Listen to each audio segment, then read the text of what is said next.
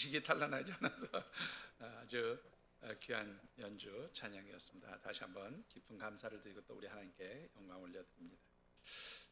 여러분들 살아가면서 내 삶에서 이 기쁨이 자꾸 빼앗기는 것 같다. 혹은 나를 행복하지 못하게 만드는 것이 있다 라는 것이 있다면, 여러분들에게서 기쁨을 사라지게 만들거나 행복함을 빼앗아가는 것이 있다면 그것이 뭐라고 생각하십니까? 우리 전숙자 집사님, 혹시 나 살면서 기쁨을 빼앗아가는 것이 있다면, 혹은 나를 행복하지 못하게 만드는 것이 있다면 무엇일까요? 대답 까마득하게 생각이 안 나십니까? 어떻습니까? 우리 방장로님, 나를 행복하지 못하게 만드는 것, 혹은 내게서 기쁨을 빼앗아가는 것. 우리 장로님, 이게 딱 이렇게 하시는 거 보니까 돈이라는 얘기인 것 같은데요. 그렇습니까, 여러분들? 사람마다 기쁨을 빼앗기게 되는 것, 혹은 행복하지 못하게 만드는 것, 여러 가지가 있겠죠. 그런데 우리나라 사람들이 그 기쁨을 빼앗기게 되는 가장 큰 요인, 혹은 행복하지 못하게 만드는 가장 큰 요인이 뭐라고 대답을 했는가 하면 스트레스라고 그렇게 대답한 하나의 통계 자료가 있어요. 스트레스 때문에 행복하지 못하다, 또 스트레스 때문에 삶에서 기쁨을 빼앗긴다, 이제 그렇게 대답을 하는데, 그렇다면 뭐 때문에 스트레스 받냐라는 거예요. 우리 방장로님 스트레스 받으시죠? 역시 그 스트레스의 요인이 돈 때문입니까? 그 재밌는 통계가 하나 있어요. 조금 오래되긴 했는데 한 10년은 채 안 되고 한 9년 조금 넘은 통계인데요. 2012년 8월 달 신동아 635호든가 아마 그렇게 제가 기억을 하는데, 제가 이거를 기억을 하는 이유는 뭐냐면 2012년 8월 달이 우리 교회 건축하면서 아주 힘들었던 때예요. 그래서 저도 굉장히 좀 스트레스를 많이 받았던 그런 시기이기도 한데, 이때 신동아에서 아주 재미있는 통계 자료가 하나 나왔어요. 우리나라 사람들이 이 세상에서 살아가는 동안에 가장 스트레스를 많이 받게 되어지는 그 원인, 뭐 때문에 가장 큰 스트레스를 받게 되느냐, 원인이 뭐냐라고 그렇게 묻는 질문에 대해서 35.9%의 사람, 그러니까는 100명 중에 36명의 사람이 뭐 때문에 가장 큰 스트레스를 받는다 그러냐면, 우리 방장로님처럼 뭐니 해도 머니 때문에, 돈 때문에 스트레스를 받게 된다, 이게 가장 큰 스트레스의 요인이라고 대답을 했어요. 그러면 여러분들 돈이 얼마만큼 있으면 스트레스를 안 받으실 것 같아요? 방장로님 돈 얼마쯤 있으면 스트레스 안 받으실 것 같습니까? 오늘 제가 굉장히 짓궂게 물어보는 것 같죠? 많으면 많을수록, 머니는 많을수록 좋은 거죠. 참 아이러니한 통계인데요. 당시 2012년 8월 달 당시에 돈 때문에 스트레스 받는다는 사람들, 가장 많은 사람들이, 월 수입이 얼마쯤 되는 사람들이 돈 때문에 스트레스를 받았을까요? 얼마쯤 수입이 있으면 스트레스를 덜 받았을까요? 그런 건가요? 우리 방장님이 정확하게 아시는 거예요. 우리 방장님 수입이 많으신가 본데. 여러분들 2012년 8월 달에 월 수입이 600만 원이 넘는 분들이 돈 때문에 스트레스를 받는다는 소리를 가장 많이 했어요. 여러분들 600만 원이면 지금도 작은 돈은 아니죠. 매달 600만 원 수입이 있다 그러면, 아이고 나는 그 정도 수입 있으면 나 스트레스 안 받을 것 같아, 그러시는 분들이 아마 꽤 있을 것 같아요. 근데 이 월 600이라고 하는 수입을 어떻게 보면 굉장히 우리나라에서는 그래도 중상 이상의 소득자라고 그렇게 좀 말씀을 드릴 수가 있을 것 같은데, 제가 잘 몰라서, 워낙에 저는 그런 수입을 못 올려봐서요. 그러면 사실은 적지 않은 수입인데 그 정도 수입을 받으면서도, 수입이 있으면서도 스트레스가 된다는 겁니다. 여러분들, 그러면 반대로, 그러면 수입이 늘어나면, 돈이 많이 들어오면 내가 행복해질 수 있을까? 내 삶이 기뻐질 수 있을까라는 건데, 역시 재밌는 통계 자료가 하나 있습니다. 이게 뉴욕타임스 시사 일간지죠. 미국 뉴욕에서 발행하는 뉴욕타임스의 기사 중에 하나가 이런 통계가 있었어요. 나를 행복하게 만드는 요인들, 여러 가지 요인들 중에서 돈은 몇 번째쯤 영향을 미칠까라는 거예요. 몇 번째쯤 영향을 미칠까요, 여러분들? 1, 2, 3등 안에 들어갈까요? 아니면 5등 안에 들어갈까요? 나를 행복하게 만드는 것 중에서 돈은 몇 번째쯤 행복하게 만들어주는 요소가 될 것 같아요? 1등? 전숙자 집사님 1등일 것 같으세요? 여러분들 굉장히 이것도 의외인데요. 돈 때문에 행복해지는 것은 14번째에 해당이 돼요. 10번째 안에도 못 들어가요. 5번째, 3번째 못 들어가요. 14번째예요. 돈 때문에 행복해질 수 있다는.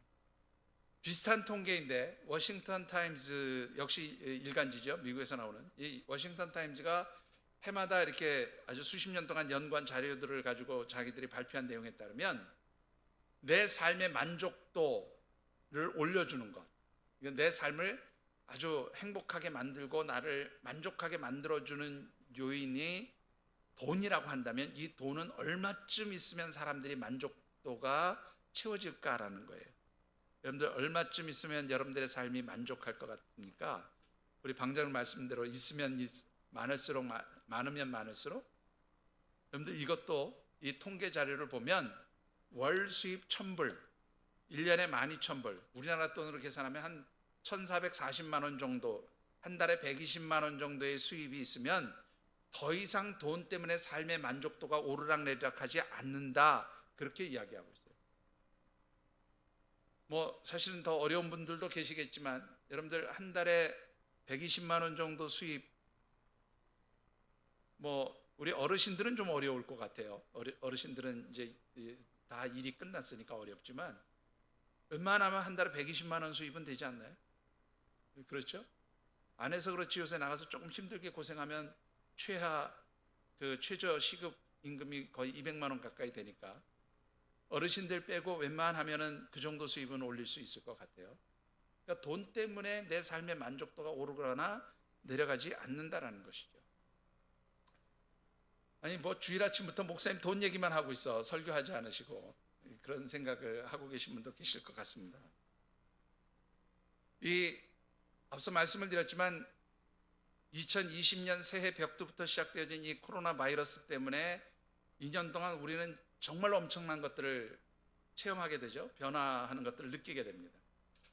2월 첫 주에 말씀드렸지만 이 2년 동안의 우리의 삶의 자리에서 혹은 전 세계에서 일어난 변화는 앞으로 10년 동안 일어날 변화를 앞당겼다고 그렇게 이야기를 하고 있습니다.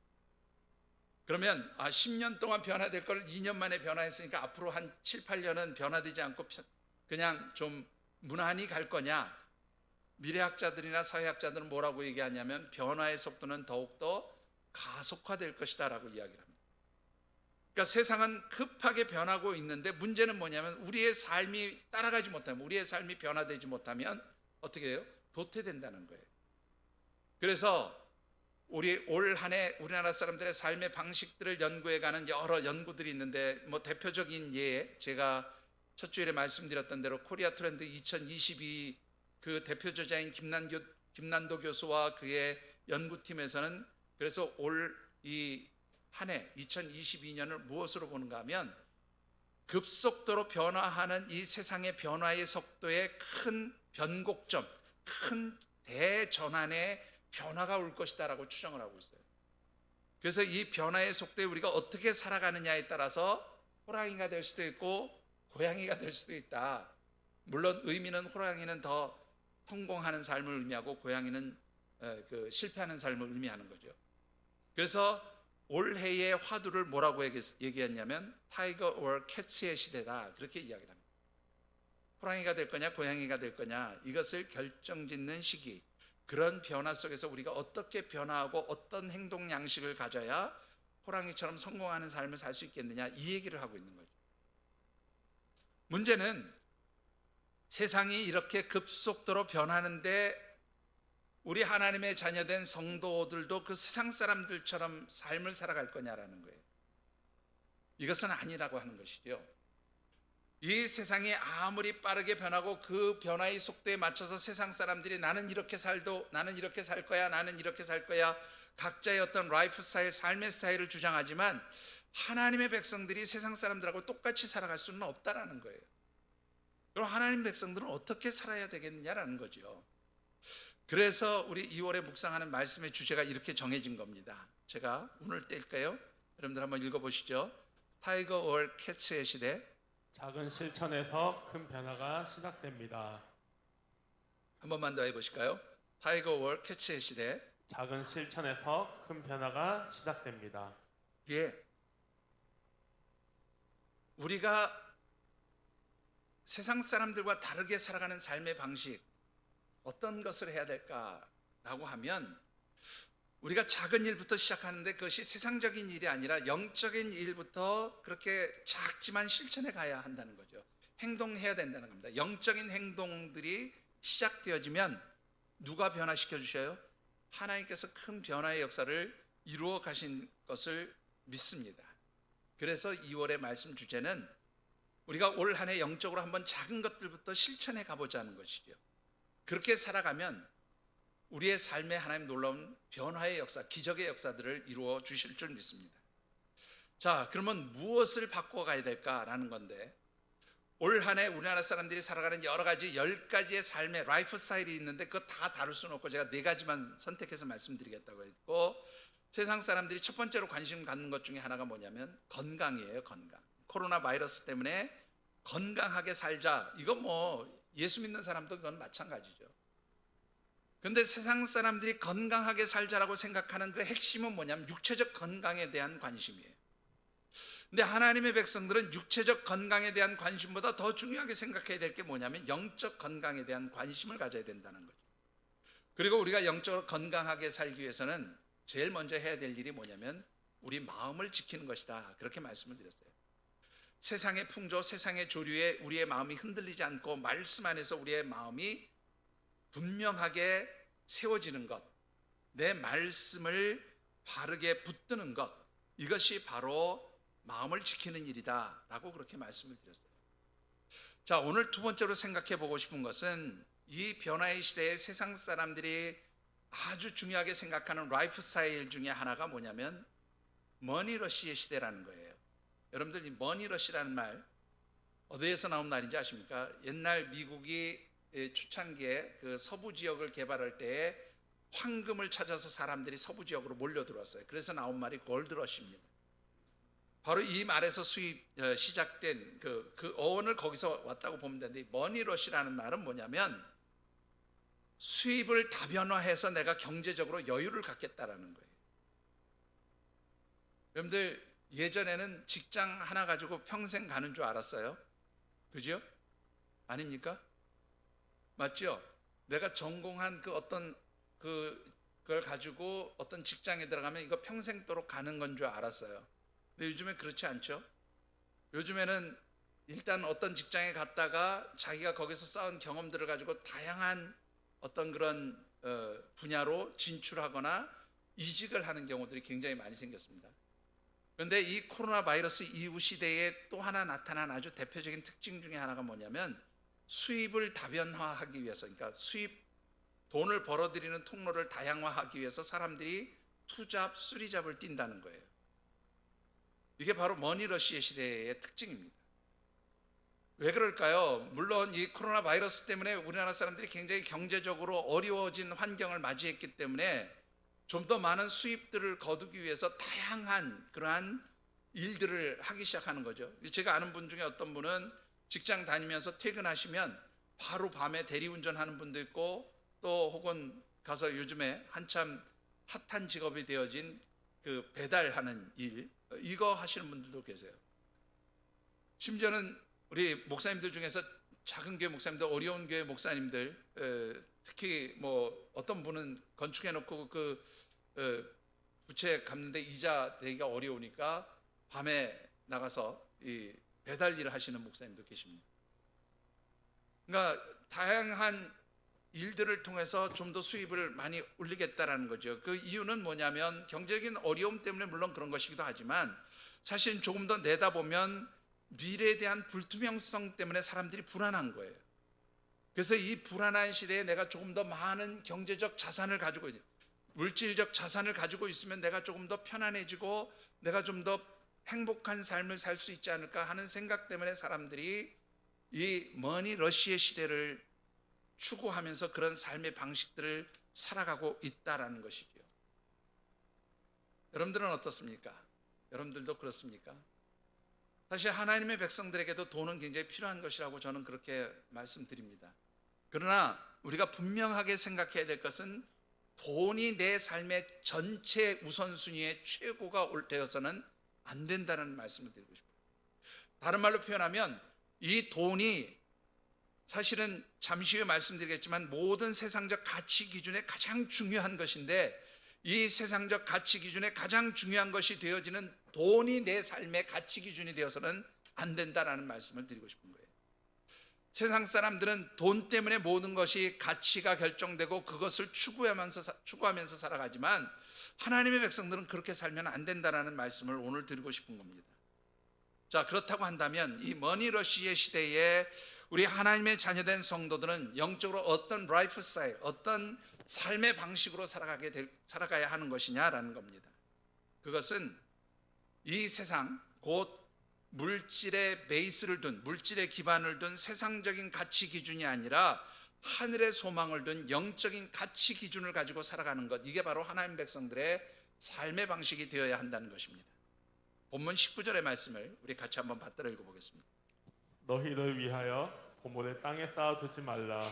거기는 종과 동록이 해하며 도둑이 구멍을 뚫고 도둑질하느니라. 여러분들, 이 보물이라고 하는 말이 나오고 쌓아두지 말라는 말씀이 나오죠. 예수님께서 보물을 쌓아두지 말라고 말씀하십니다. 이 보물이라는 말은 헬라어로 보면 데사우로스라고 하는 단어를 쓰는데, 이 데사우로스라는 말은 뭐냐면 티뎀이라고 하는 단어에서 나온, 그 어원이 티뎀이라고 하는 단어에서 나왔어요. 이 티뎀이라는 말은 뭐냐면 저축한다, 보관한다, 뭐 창고에 저장하다 하는 상업적인 용어들이에요. 이 상업적인 용어에서 바로 보물이라는 말이 나왔는데, 여러분들 보물 어떤 거를 의미합니까? 보물은 귀한 거예요, 그죠? 그러니까 보물은 귀한 거는 여러분들 버립니까? 어떻게 해요? 자꾸 모아둡니까? 모아두고 쌓아두죠. 그게 보물이에요.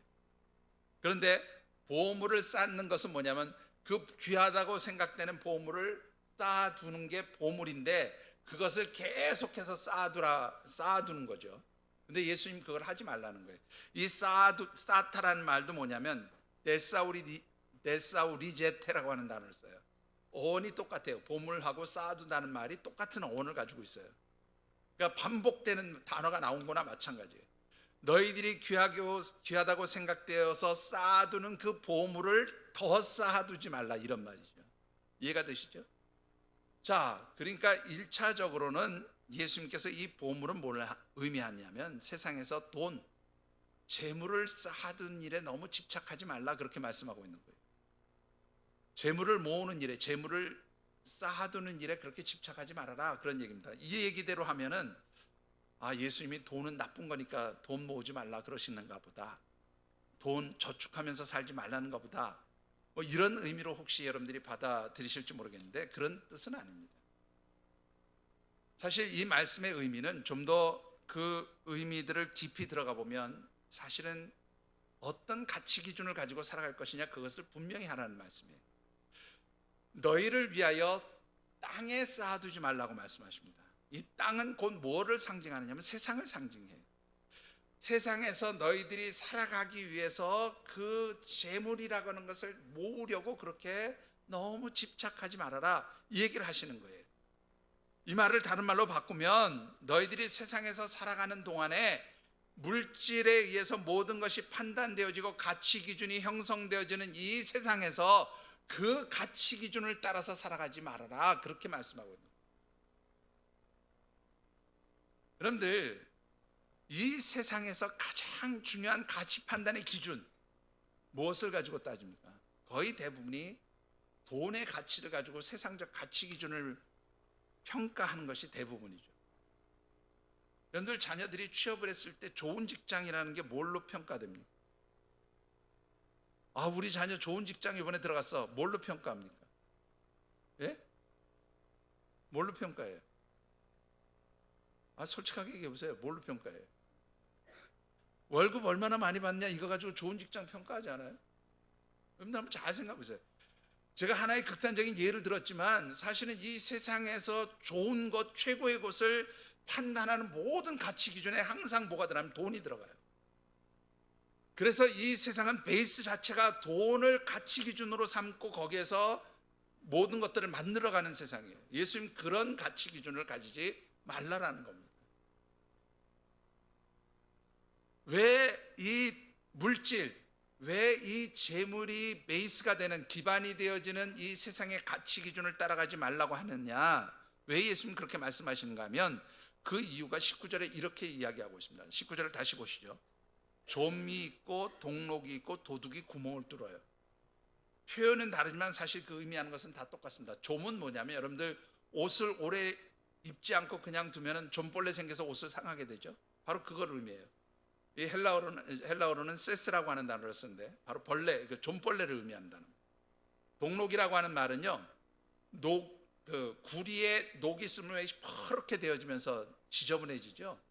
그런 것을 의미하는 건데 원문의 뜻은 그런 게 아니고요, 무엇을 먹어서 없애버리는 것을 의미하는 단어예요. 그리고 도둑이 구멍을 뚫는다는 건 뭐냐면 여러분들 예수님 당시에 이 헬라가 지금처럼 무슨 석재를 가공하는 그런 기술들이 발달했던 시기는 아니었던 것 같아요. 그래서 이 헬라, 이 중동 지방, 특히 예수님 당시 이스라엘 사람들은 흙집을 지어서 살았어요. 그래서 이 흙집은 도둑들이 구멍을 뚫기가 좋은 거예요. 근데 문제는 사람들이 그때 당시만 해도 은행이 발달하지 않았으니까 다 어디에다가 돈을 보관해요? 집에다 보관한단 말이죠. 여러분 마태복음 13장에 보면 예수님의 비유 중에 땅에 묻힌 보화의 비유들이 다 그래서 나오는 겁니다. 돈을 보관할 데가 없어요. 이 귀한 거를 보관할 데 없으니까 집 마당에 땅을 파고 묻어두거나 이러는 거죠. 그러다가 이 사람이 어디 여행을 가거나 외국에 나가거나 혹은 전쟁이 났거나 그래서 이 집으로 돌아오지 못할 때 그 집을 새롭게 차지한 사람이 어느 날 집을 건축하다가 땅을 파다가 보화를 발견하게 되는 일이 나온 것이 바로 그래서 나오는 비유입니다. 문제는 이게 표현이 어떻게 되었든 좀이라고 표현했던 동록이라고 표현되었던 도둑이 구멍을 뚫어서 훔쳐갈 것이라고 표현을 했던 결국 예수님께서 말씀하시는 것은 분명해요. 이 물질적인 가치 기준에 있는 것들은 때가 되면 어떻게 해요? 다 사라질 것들이라는 거, 없어질 것들이라는 거예요. 그 없어질 것 때문에 모든 가치 기준이 그 물질로 되어 있는 세상 것에 집착하지 말아라. 예수님 그렇게 말씀하고 있는 겁니다. 여러분들은 어떻습니까? 여러분들은 어떤 가치 기준을 가지고 살아가십니까? 물질입니까? 아니면 물질보다는 하늘에 소망을 둔 영적인 것이 가치 기준이 되어서 살아가는 분입니다. 여러분들 혹이라도 나 돈 때문에 스트레스 받아요. 그러니까 여러분들이 아이고 나는 그러면 세상적인 가치 기준에 가서 살아가는 사람인가? 혹시 그렇게 또 지레 판단하지 마십시오. 여러분들 이 물질적인 것이 기반이 되어 있는 세상적 가치 기준에 따라서 살아가는 사람들에게는 영적으로 세 가지 특징이 나타나요. 물론 좋지 않은 것이지만 어떤 특징이 나타납니까? 첫 번째는요, 물질의 노예가 되는 특징이 나타납니다. 여러분들 24절의 말씀을 같이 한번 받들어 읽어보시죠. 한 사람이 두 주인을 섬기지 못할 것이니 혹 이를 미워하여 저를 사랑하거나 혹 이를 중히 여기고 저를 경히 여깁니다. 너희가 하나님과 재물을 겸하여 섬기지 못하느니라. 여러분들 여기에 굉장히 중요한 단어가 나오죠. 섬기다라고 하는 말이 나오는데 이 섬기다라는 말은 헬라어로 듈리오라고 하는 단어를 써요. 이 듈리오라고 하는 단어는 둘로스라고 하는 단어고 어원이 같습니다. 이게 무슨 말이냐면 둘로스는 종이에요. 노예를 의미하는 단어인데 듈리오가 이 둘로스하고 어원이 같다는 말은 이 듈리오라고 하는 말, 섬기다는 말이 어떤 의미인가 하면 예속된다는 말이에요. 종이 된다는 말이에요. 누구누구의 수하가 된다, 이런 의미의 말입니다. 그러니까 이 24절에 있는 말씀을 보면 우리를 예속시킬 수 있는 두 존재가 있어요. 하나는 뭐냐면 하나님이시든가 아니면 뭐예요? 예수님 말씀은 재물인 거죠. 물질인 거예요. 돈이 우리를 예속시킬 수 있는 거예요. 근데 하나님의 백성, 하나님의 종, 하나님께 속한 사람이 아니면 뭐에 예속될 가능성이 있어요? 뭐의 종이 될 가능성이 있어요? 물질의 종이 될 가능성이 있게 된단 말이죠. 자, 왜 그렇습니까? 이 물질이라고 하는 단어가, 재물이라고 하는 단어가 맘모나스라고 하는 단어를 씁니다. 근데 이 맘모나스라고 하는 단어가요, 여러분들 아주 재미있는 단어인데 히브리어에 보면 아만이라고 하는 단어가 있어요. 아만. 예. 아만이라고 하는 말이 뭔지 아시죠, 여러분들? 아세요? 아멘이라는 말이에요. 아멘 하면은 뭐예요? 그 말씀대로 이루어지는 것을 내가 믿습니다. 그 말씀을 내가 신뢰합니다. 그 말씀을 내가 믿습니다. 이런 뜻이죠. 재밌는 것은 이 맘모나스라고 하는 물질이라는 말의 어원은 아람어로부터 나오는데 이 어원이 아만이라고 하는 것과 거의 같아요. 그러니까 이 맘모나스라고 하는 이 아람어 이 말도 뭐냐면 신뢰한다는 말이에요. 의지한다는 말이에요. 그러니까 사람들은 누구를 신뢰할 수 있어요? 하나님을 신뢰할 수도 있고 누구를 신뢰할 수도 있어요? 돈을 신뢰할 수도 있는 거예요. 이거에 따라서 삶의 방식이 달라지는 거예요. 여러분들 하나님을 신뢰하는 사람은 절대로 물질의 노예가 될 수 없어요. 영적인 삶을 살아가는 사람. 그런데 이 물질을 의지하고 살아가는 사람은 물질의 노예가 될 수밖에 없어요. 물질의 종이 될 수밖에 없어요. 아이러니한 것은 여러분들 이 물질이라고 하는 단어는 항상 수동형으로 사용되어서 이 맘모나스라고 하는 단어가 원래는 어떻게 되어지냐면 이 의미가 뭐냐면 누구누구에게 신뢰하는 누구누구에게 그것을 위탁했다, 맡겼다, 관리하도록 두었다 그런 뜻이에요. 원래 뜻은 수동형이에요. 이 물질을 신뢰하는 사람에게 맡기는 거예요. 근데 이 물질이 신뢰하는 사람에게 자기가 맡겨져서 물질로 사용되는 게 아니라 이 신뢰하는 사람이 맡은 물질을 자기가 그것을 어떻게 관리하는 게 아니라 그 물질을 신뢰하는 역전되는 형상이 나타났단 말이에요. 그래서 내가 돈을 관리하고 다스리고 돈을 주관할 수 있는 어떤 그런 능력을 가진 돈의 주인이 되는 게 아니라 돈 자체가 나의 뭐가 되는 거예요? 주인이 되는 그런 일들이 나타난다. 자, 그렇다면 여러분들 여기서 아주 중요한 거 생각해 보시죠. 돈 벌지 말아야 되겠네요. 그죠?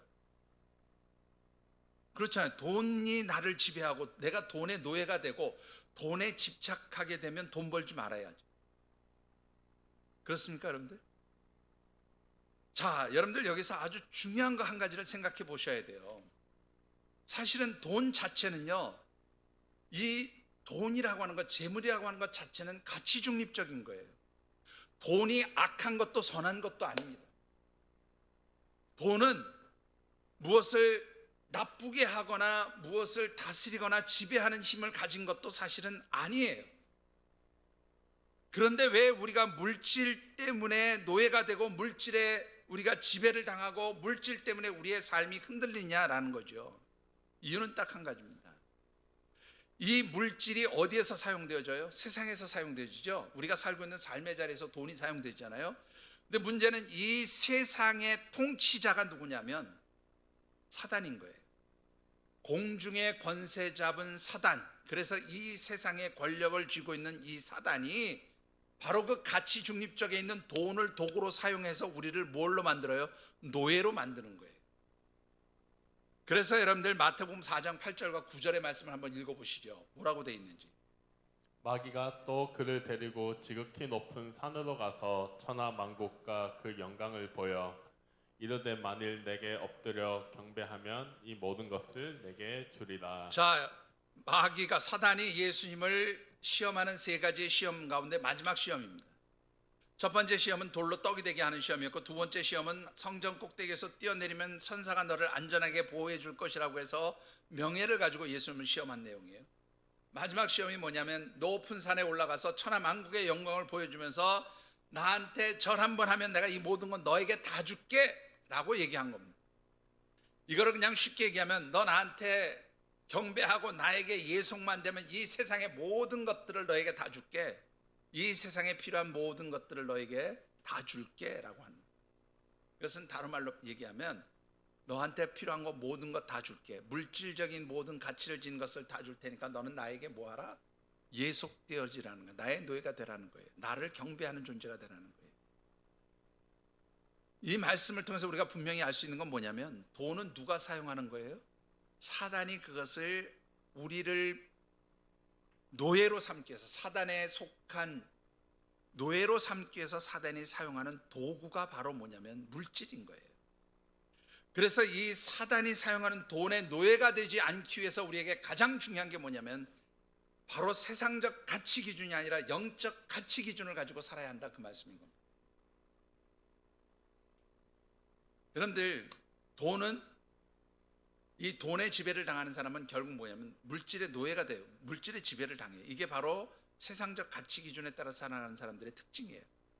두 번째로는요, 이 세상적 가치 기준인 물질에 의해서 지배를 당하는 사람들의 특징은 뭐냐면 영적으로 소경이 되는 사람들입니다. 여러분들 오늘 20 몇 절입니까? 22절과 23절도 한번 읽어보시죠. 눈은 몸의 등불이니 그러므로 내 눈이 성하면 온몸이 밝을 것이요 눈이 나쁘면 온몸이 어두울 것이니 그러므로 내게 있는 빛이 어두우면 그 어둠이 얼마나 더하겠느냐. 자, 여러분들, 예수님이요, 보물을 하늘에 쌓아두어라, 땅에 보물을 쌓아두지 말라. 결국 너희들의 삶의 가치 기준이 물질적인 것을 기반으로 하고 있는 이 세상 것에 두지 말고 영적인 것, 하늘의 것에 너희 삶의 기준을 두라, 이렇게 말씀하시면서 갑자기 눈에 대한 이야기를 하세요.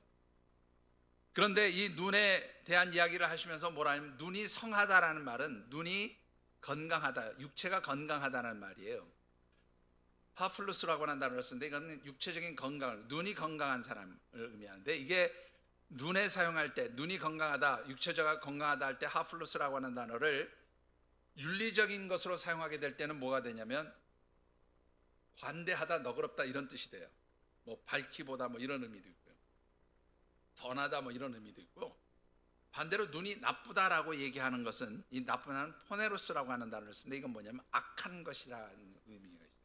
그러니까 문자적으로는 육체적으로 약한 것, 허약한 것을 의미하지만 윤리적으로 보면은 악한 것을 의미해요. 그러니까 이게 무슨 말인가 하면, 우리가 물질적인 가치 기준에 기반을 두고 있는 이 세상적 가치, 물질적 가치에 몰입되어서 그것에 집착하면서 살게 되다 보면 눈이 어두워진다는 거예요.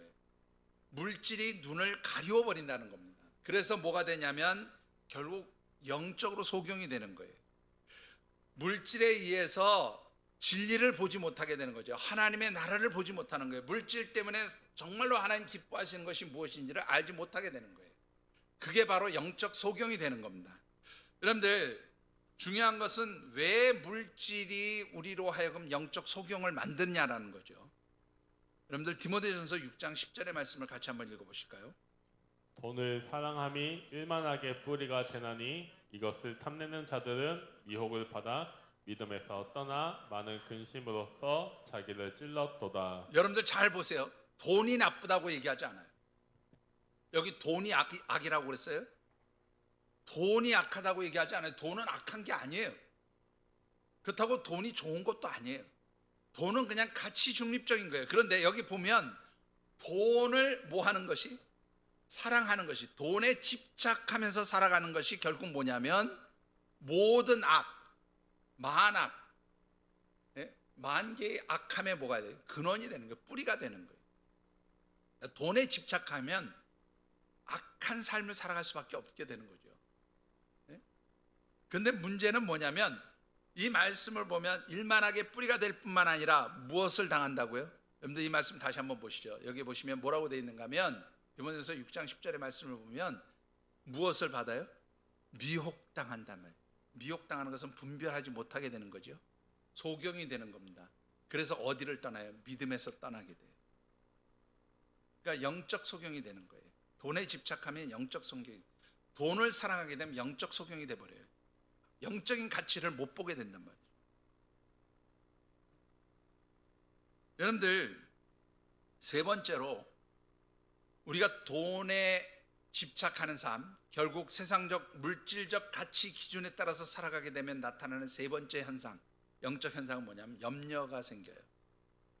오늘 본문 말씀 바로 그 뒤에 나오는 25절 말씀을 참고 말씀으로 같이 한번 읽어보시죠.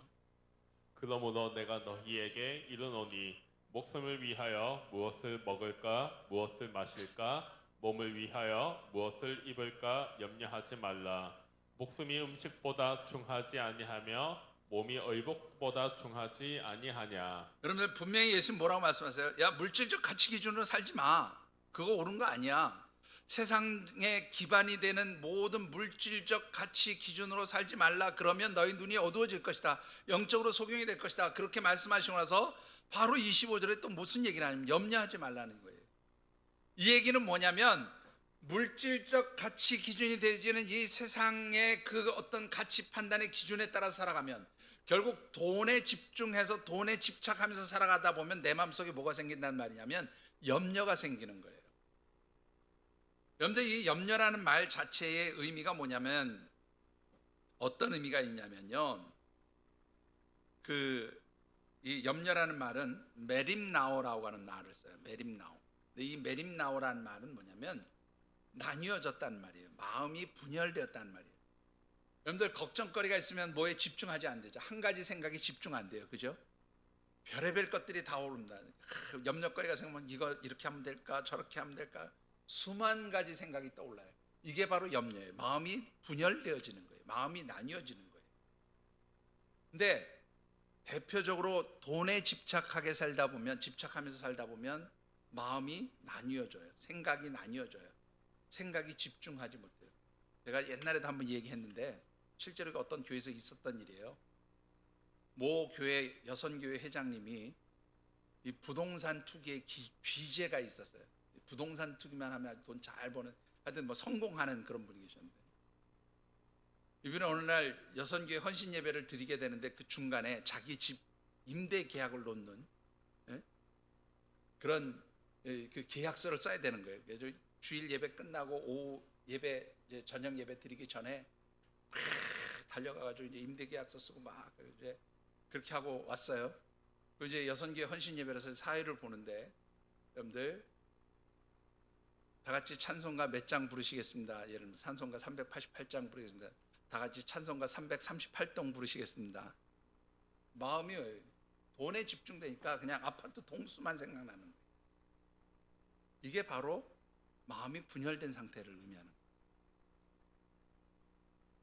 여러분들 왜 이 물질이 우리로 하여금 염려하게 만들고 마음을 나뉘게 만드느냐. 사실 이 마음을 나누게 만든다는 것은 다른 말로 표현하면 영적으로 불신앙의 상태를 의미해요.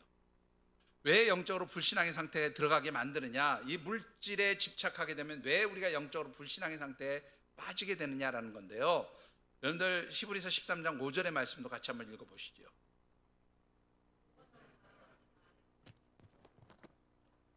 그가 친히 말씀하시기를 내가 결코 너희를 버리지 아니하고 너희를 떠나지 아니하리라 하셨느니라. 여기에서도 돈을 뭐 하지 말라고요? 사랑하지 말라. 그러면서 뭐라고 했냐면 있는 바를 족한 줄 알라. 이 말은 뭐냐면 자족하고 감사하라는 거예요. 하나님께서 주신 것에 대해서 자족하고 감사하라. 그냥 그렇게 편안하게 살라는 거예요. 본문 말씀하고 연결해 보면 무엇을 먹을까 마실까, 내가 이거 먹고 마시기 위해서 나에게 돈이 이만큼 있어야 되는데 이것 때문에 막 근심하고 걱정하고 염려하지 말고 그냥 주시는 대로 자족하면서 감사하라는 거예요. 그런데 주신 것을 자족하며 감사하라는 말 그대로 있는 바를 족한 줄 알면서 살 수 있는 근거가 뭐냐면, 여러분들 이 히브리서 13장 5절 뒷부분을 한번 보세요. 왜 그래야 되는가 하면 여기 하나님 뭐라고 말씀해요? 그는 하나님께서요. 하나님께서 친히 말씀하시기를 내가 결코 너희를 어떻게 해요? 버리지도 아니하고 너희를 떠나지도 아니한다. 그렇게 말씀하셨단 말이에요. 이 얘기는 뭐냐면 하나님께서 이스라엘 백성들 광야에서 인도하실 때 그들이 무슨 농사 지은 것도 아니고 우물 판 것도 아니지만 하나님 다 먹이셨잖아요. 그 먹이셨던 것이 가능했던 건 뭐냐면 하나님 그들과 함께 하셨다는 거예요. 그들을 떠나지 않으셨다는 거예요. 하나님이 그들이 광야에서 40년 동안 사는 동안에 필요한 것 다 주셨다는 겁니다. 그렇게 하나님이 주시기 때문에, 너희들에게 필요한 걸 주시기 때문에 너희들이 그냥 있는 거에 대해서 자족하고 감사하면 하나님 필요할 때마다 다 주신다, 그 얘기예요. 본문 6장으로, 마태복음 6장으로 다시 돌아와 보시죠. 그러니까 무엇을 먹을까 마실까 입을까 염려하는 것은 결국 누구를 신뢰하지 못하는 거예요? 하나님을 신뢰하지 못하는 거고, 이것은 다른 말로 바꾸면 물질에 집착되어 있는, 돈에 집착되어 있는 사람인 거예요. 하나님을 신뢰하는 사람은 그냥 있는 것 가지고 감사하면서 살아요. 자족하면서 살아요. 여러분들 혹시 돈 때문에 염려가 생기고 마음이 자꾸 복잡해지고 힘들어지시면 다시 한번 하나님을 바라볼 수 있게 되기를 주의 이름으로 축원합니다. 하나님을 바라보면 사실은 그 스트레스 여러분들 다 이겨낼 수 있어요. 그 염려를 떨쳐버릴 수 있어요. 자, 그러면 우리가 이 세상적 가치 기준이 아니라 물질에 기반한 세상적 가치 기준이 아니라 하늘의 소망을 둔 영적인 가치 기준에 따라서 살아가기 위해서 우리에게 해야 될 것이 뭐냐? 먼저 우리가 바꿔야 될, 생각을 바꿔야 될 것 두 가지가 있어요. 생각을 바꿔야 될 것 두 가지. 특히 물질에 대한 생각을 우리가 두 가지 바꿔야 됩니다. 첫 번째 바꿔야 될 건 뭐냐면 물질은 악하다라는 생각을 여러분들 바꾸셔야 합니다. 여러분들 성경은 절대로 물질이 악하다고 얘기하지 않아요. 조금 전에도 말씀드렸지만 돈을 사랑함이 일만하게 뿌리라고 그랬지 돈이 일만하게 뿌리라고 얘기하지 않아요. 돈이 악하다고 얘기하지 않습니다. 여러분들 마태복음 4장 4절의 말씀 한번 읽어보실까요? 예수께서 대답하여 이르시되 기록되었으니 사람이 떡으로만 살 것이 아니요 하나님의 입으로부터 나오는 모든 말씀으로 살 것이라 하였느니라 하시니. 여러분들 언어의 유의 같지만 예수님께서 사람이 무엇으로만? 떡으로만, 사람이 떡으로 살 것이 아니요 이렇게 말씀하신 게 아니라 떡으로만 살 것이 아니요 라고 말씀하셨어요. 무슨 말이냐면 떡도 필요하지만 그것만 가지고 사는 게 아니라 하나님 말씀도 필요하다 이런 뜻이거든요.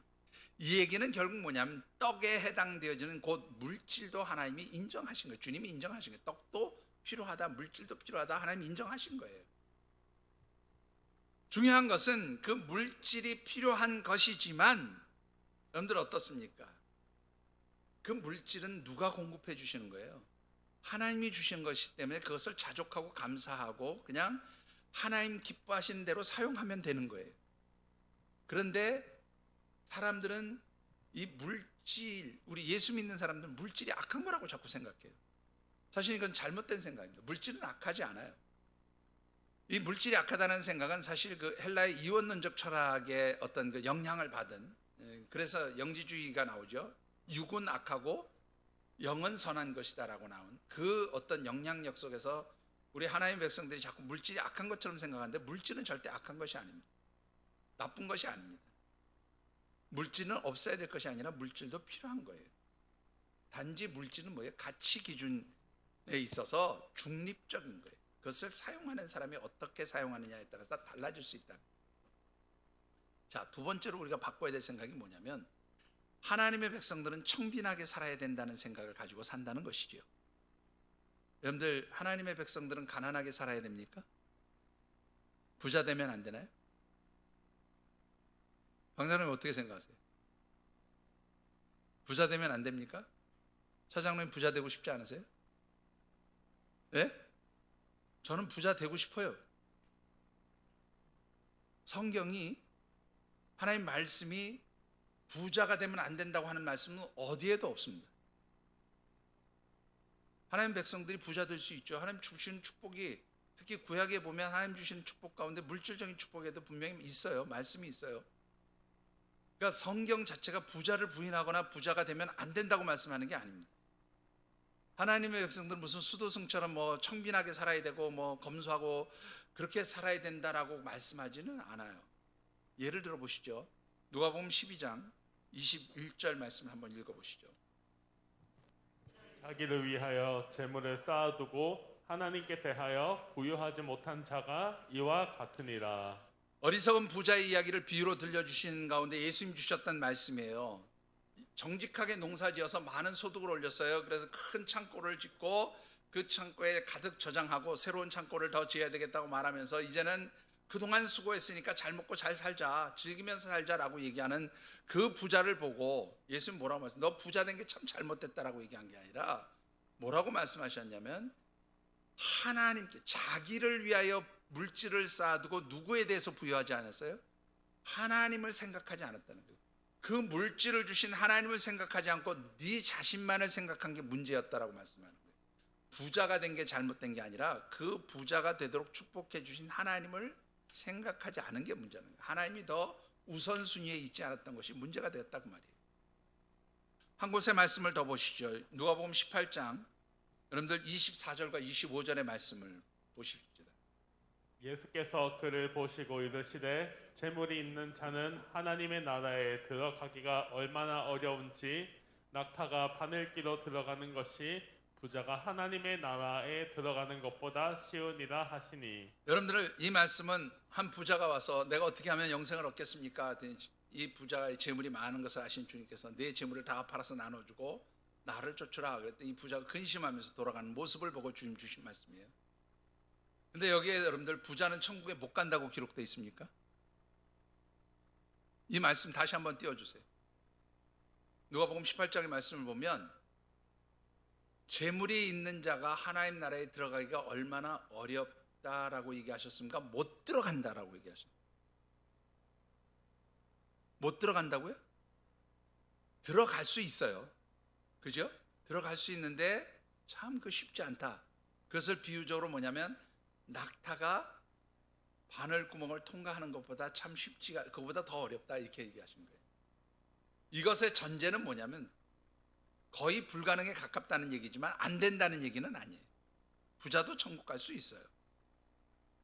중요한 것은 뭐냐면 이 부자가 하나님 나라를 들어가기 위해서는 그 하나님께서 주신 부를 어떻게 해요? 하나님이 기뻐하시는 대로 사용하는 거예요. 그게 바로 이 물질에 기반을 둔 세상적 가치 기준을 따라 살지 않는 방식인 거예요. 그게 어떤 말씀인가 하면 20절을 받들어 읽어보시죠. 20절을 같이 받들어 읽어보면 오직 너희를 위하여 보물을 하늘에 쌓아두라. 거기는 점이나 동록이 해하지 못하며 도둑이 구멍을 뚫지도 못하고 도둑질도 못하느니라. 19절과 정반대된 말씀을 했어요. 그 말씀은 결국 뭐냐면 하늘의 소망을 두고 영적인 가치 기준을 가지고 살아가라고 말이에요. 이 영적인 가치 기준을 가지고 살아간다는 것을 병행 본문인 누가복음 12장 33절에는 뭐라고 표현을 했는가 하면 예를 들어서 설명한 거예요. 자신의 소유를 팔아서 어려운 이웃들에게 선을 베푸는 것이 바로 보화를 하늘에 쌓아두는 것이다. 그렇게 말씀하고 있어요. 그러니까 하나님이 나에게 물질의 축복을 주셨을 때 이 물질을 가지고 하나님이 기뻐하시는 일을 위해서 먼저 사용하라는 거예요. 우선적으로 사용하라는 거예요. 하나님이 즐거워하시는 방식으로 그 물질을 쓰라는 거예요. 그것을 마태복음 6장의 결론에 해당하는 말씀으로 다시 말씀드려 보면 6장 33절의 말씀이에요. 같이 읽어보겠습니다. 그런즉 너희는 먼저 그의 나라와 그의 의를 구하라. 그리하면 이 모든 것을 너희에게 더하시리라. 하나님께서 주신 것을 하나님의 나라와 의를 위하여서 먼저 사용하라는 거예요. 내가 우선이 아니라 하나님이 우선이 되어서 하나님이 기뻐하시는 일에 너의 것을 먼저 드려라, 먼저 사용해라, 먼저 써라 그 말이에요. 여러분들 하나님을 위해서 먼저 쓸 수 있는 방법이 뭘까요? 여러분들 하나님이 기뻐하시는 일을 위해서 내가 가진 것을 먼저 드릴 수 있는 방법이 무엇일까요? 여러분들 물질의 노예가 된 사람은 절대로 하나님 위해서 쓸 수 없어요. 여러분들 신앙생활 하는 사람이라고 물질을 하나님 뜻대로 다 사용할 수 있는 거 아니에요. 제가 전도사 생활부터 지금 목사가 된 지까지가 꼭 몇 년인가요? 제가 지금 목사 된 지만 꼭 30년이 됐어요. 전도사 시절까지 하면 거의 40년 가까이. 제가 81년도부터 전도사 생활을 82년도부터 전도사 생활을 시작했으니까 공식적인. 그러니까 꼭 40년을 지금 제가 사역을 시작하는 거예요. 40년 동안 정말로 많은 성도들을 만나봤어요. 근데 물질 때문에 망가진 사람 제가 한두 사람 본 게 아니에요. 특히 돈 많은 물질을 가진 사람들, 많은 부를 가졌던 사람들이 어떻게 망가지는지를 저는 너무나 많이 봤어요. 이유는 딱 한 가지예요. 물질과 하나님에 있어서 우선순위가 바뀐 사람들 다 망했어요. 왜? 그 물질의 주인이 하나님이심을 생각하지 않고 자기가 물질의 주인인 것처럼 착각하다가 물질의 노예가 되면 다 망했어요. 여러분들 절대로 하나님께서 내 삶의 주인이 되시지 않으면 절대로 나는 물질을 다스릴 수 있는 힘이 없어요. 그래서 24절 말씀을 다시 한번 읽어보시죠. 뭐라고 했는가? 한 사람이 두 주인을 섬기지 못할 것이니 혹 이를 미워하고 저를 사랑하거나 혹 이를 중히 여기고 저를 경히 여깁니다. 너희가 하나님과 재물을 겸하여 섬기지 못하느니라. 재물을 다스릴 수 있는 힘을 가지기 위해서는 하나님이 내 삶의 주인이 되시는 거예요. 내가 하나님의 종이 되는 거예요. 하나님의 사람이 되는 거예요. 하나님이 원하시는 영적인 가치 기준을 따라서 살아가는 거예요. 그러면 물질의 지배자가 될 수 있어요. 물질을 다스릴 수가 있어요. 그런데 물질이 먼저 되고 물질이 우선되어지는 사람은 반드시 뭐냐면 하나님을 따라 살지 못해요. 하나님 뜻대로 살지 못해요. 그것은 결국 물질에 의해서 본인이 스스로 노예가 돼요. 그리고 그 배후에 있는 사단의 노예가 되는 거예요. 여러분들의 삶의 주인이 누구신가를 분명히 하십시오. 여러분들의 영적 가치 기준, 여러분들의 삶의 가치 기준이 무엇에 있는지를 분명히 하십시오. 그것을 시작하셔야 합니다. 그래야 여러분들의 삶이 정말로 축복받는 삶이 되는 거예요. 여러분들이 아무리 말씀대로 사는 것 같아도 물질이 하나님보다 앞서 있으면 절대로 여러분들 성공할 수 없어요. 오늘 6장 33절의 말씀을 보면 정말로 하나님을 주인으로 삼고 하나님께서 내 삶의 가장 우선순위에 있는 사람들이 하는 일이 뭐냐면 먼저 그의 나라와 그의 의를 구하는 거예요. 이것을 제가 솔로몬에게 비교해서 설명하면, 솔로몬이 하나님께서 내가 너에게 뭐 해줄까 했을 때 솔로몬이 하나님 저에게 지혜를 주세요. 또 다른 곳에 보면 하나님 저에게 듣는 마음을 주세요. 지혜를 달라는 것은 하나님을 아는 지혜를 달라는 거예요. 하나님을 아는 지혜를 통해서 내가 하나님 말씀을 듣고 내가 사람들, 내가 다스리는 백성들의 이야기를 듣고 정말로 하나님 뜻대로 이 사람들을 통치하고 다스릴 수 있는 그런 지혜로운 왕이 되게 해주세요라고 구한 거예요. 그러니까 하나님 뭐라고 말씀하냐면, 야, 너 참 대단하다. 내가 뭐 장수를 구하지도 않고 원수 갚는 거 구하지도 않고 돈 달라는 거 구하지도 않고 건강을 구한 것도 아니고 정말로 내 뜻대로 이 백성을 다스리겠다고 하나님 나라와 의를 구했느냐? 그러니까 내가 너에게 구하지 아니한 것까지 더하여 주시겠다라고 말씀하신 거예요. 그래서 솔로몬이 부요한 사람이 되는 거예요. 본문으로 돌아서 6장 33절의 말씀 똑같아요. 먼저 그의 나라와 의를 구하라. 그리하면 뭐라고요? 이 모든 것을 너희에게 더하여 주시겠다라고 말씀합니다. 여러분들 정말로 돈 따라가면서 살아보시기 바랍니다. 저도 이거 깨닫기 전에는 정말로 돈 좋아했던 목사예요. 저도 돈 싫어하지 않아요. 근데 돈이 아무것도 아닌 것을 깨닫게 되었을 때, 돈을 손에서 놓았을 때 그 다음부터 하나님 채우시는 놀라운 역사가 있어요. 여러분들 제가 생활사례비 얼마 받는지 여러분들 더 잘 아시죠? 근데 제가 한 달에 쓰는 거 보면 그 이상을 써요. 어떻게 생겨서 쓰는지 몰라요. 근데 하나님 주세요.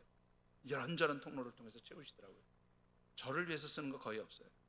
제가 분명히 말씀드리지만 저를 위해서 쓰기보다는 하나님 기뻐하시는 일에 먼저 드리고 먼저 썼어요. 하나님 계속 필요한 거 채우세요. 쓸 수 있게 채우세요. 여러분들 정말로 여러분들의 삶에 있어서 하나님께서 여러분들의 삶의 최우선순위에 있게 되기를, 그 말은 다른 말로 표현하면 하나님께서 여러분들의 삶의 주인이 되시고 통치자가 되어주시기를 간구하는 삶이 되시기를 주의 이름으로 축원합니다. 여러분들 옛날 우리 조선시대 같은 데 보면 종들이 있었어요. 종들은 그냥 주인이 시키는 거 열심히 일만 하면 돼요. 뭐 먹을지, 언제 잘지, 무엇을 입을지 걱정하지 않아도 주인이 다 알아서 해줘요. 심지어는 목까지 알아서 해줬어요. 결혼하는 것조차도 주인이 다 알아서 책임져 줬지, 종이 아이고 뭐 내가 결혼하겠습니다, 집 하나 주시죠, 이런 생각 안 했단 말이죠. 여러분들 정말로 하나님을 내 삶의 주인으로 모시면 그 나머지 모든 것은 누가 해결하세요? 하나님 해결하시는 줄 믿습니다. 말씀을 맺습니다. 여러분들 그림 하나 보실까요? 사진 하나 보시죠. 예, 어느 나라 국기예요. 혹시 어느 나라 국기인지 아세요? 요즘에 여행들을 못 가셔가지고 어느 나라 국기인지 잘 모르시겠죠? 예? 힌트 드릴까요? 동남아에 있는 어떤 나라 국기예요. 예? 어디? 예. 우리나라 사람들 막 뻑 하면 한참 코로나 이전에 동남아 여행 많이 갔죠. 어디 국기냐면 태국 국기입니다. 태국. 삼색으로 돼 있죠. 군청색, 다크블루라고 군청색입니다. 그리고 하얀색, 그다음에 이제 붉은색인데, 붉은색은 뭐냐면 백성들을 상징하는 색깔이라고 그래요. 그리고 이 다크블루는 뭐냐면 왕을 상징하는 색깔이에요. 지금 태국은 지금도 왕정 국가입니다. 뭐 형식상이지만 어쨌든 왕이 있는 나라죠. 가운데 흰색이 뭘까요? 흰색은 뭘 상징하는 걸까요? 이 문제입니다. 오늘 혹시 아시는 분 계세요? 예, 지금 막 핸드폰 꺼내 들고 지금 인터넷 검색하시려고 그러는데, 예, 나중에 검색해 보세요. 제가 거짓말은 안 하니까. 이 흰색은 뭐냐면 흰 코끼리를 상징해요.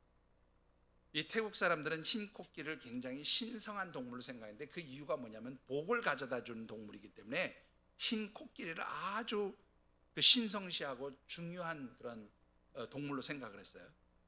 그래서 바로 이 국기 안에 그 신성한 동물인 코끼리의 상징 색깔이 흰 코끼리 색깔을 집어넣은 거예요. 재미있는 것은 뭐냐면 이 흰 코끼리를 받으면 그럼 복을 받는 겁니까? 아니면 저주를 받는 겁니까? 제가 금방 말씀드렸죠. 흰 코끼리는 뭐를 상징하는 동물이라고요? 복을 주는 상징적 동물이라고 그랬잖아요. 그럼 누군가 나에게 흰 코끼리를 주면 이거 복입니까? 저주입니까? 예? 복이죠.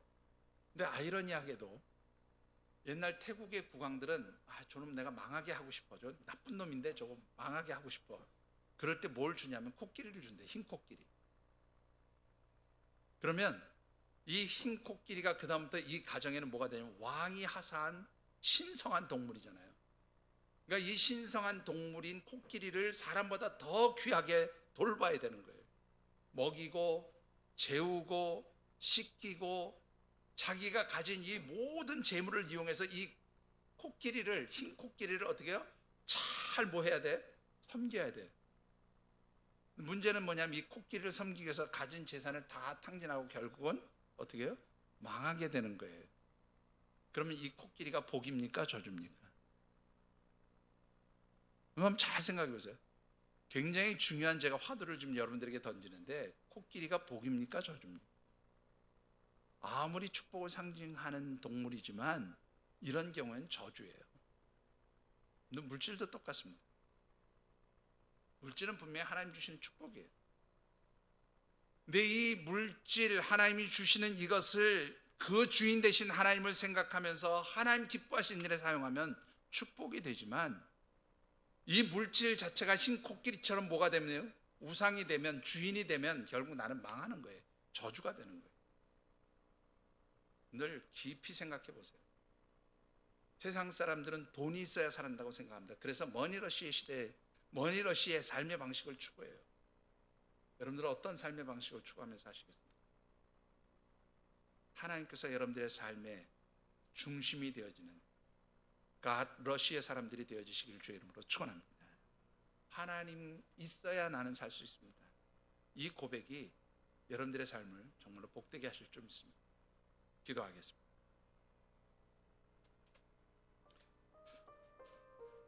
정말로 변화가 일어나는 시대에 여러분들은 어떤 영적 실천들을 만들어 가기 원하십니까? 특별히 오늘 주신 말씀을 붙들고 내 모든 삶의 가치 기준이 하나님 중심, 하나님 우선순위에 있기를 이 시간 결단하고 다짐하는 기도의 시간이 되었으면 좋겠습니다. 이 세상적인 가치 기준, 물질로 인해서 내 삶이 좌우되는 것이 아니라 영적인 가치 기준, 하나님으로 인해서 내 삶이 정말로 좌우되는 그런 삶이 되어지기를 원합니다. 우리 결단하면서 기도하는 시간 잠시 갖습니다. 각자 느끼고 깨달은 대로 결단하며 기도하십시다. 사랑의 아버지 하나님, 하나님의 도우심과 하나님,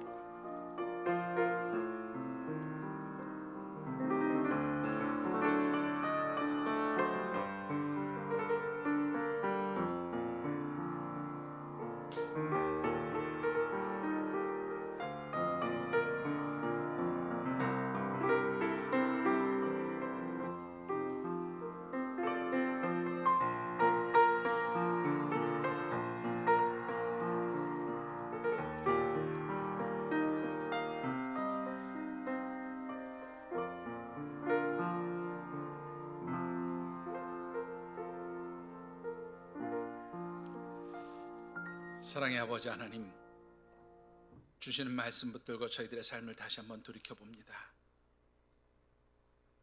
저희들의 삶이 무엇에 의해서 만들어지고 세워지고 사라져 왔는지를 하나님 말씀 앞에서 살펴봅니다. 하나님, 저희들의 모든 삶의 가치 기준이 물질적인 것, 이 세상적인 것에 집착하지 않는 삶이 되어지기를 원합니다. 하늘의 소망을 둔 영적인 것, 하나님께서 우리의 삶의 통치자가 되시고 주인이 되어주셔서 그래서 먼저 그의 나라와 그의 의를 구하는, 하나님 나라와 하나님의 의를 구하는 삶을 살아가는 저희들이 되어지기를 간구합니다. 하나님, 저희들을 붙들어 주시고 저희들 삶의 주인이 되어 주시옵소서. 저희들의 삶의 주관자가 되어 주시옵소서. 그래야 할 때 하나님 뜻대로 살아가는 저희들의 삶이 진정으로 복받은 삶이 되게 하시고, 정말로 하나님께서 우리의 삶에 가장 소중한 최우선 순위에 있게 될 때에 저희들이 이 세상에서 진정한 하나님의 백성으로서의 삶을 살아가는 놀라운 삶의 기적의 변화의 역사들이 일어나는 그러한 일들이 일어나도록 저희들을 축복하여 주시옵소서.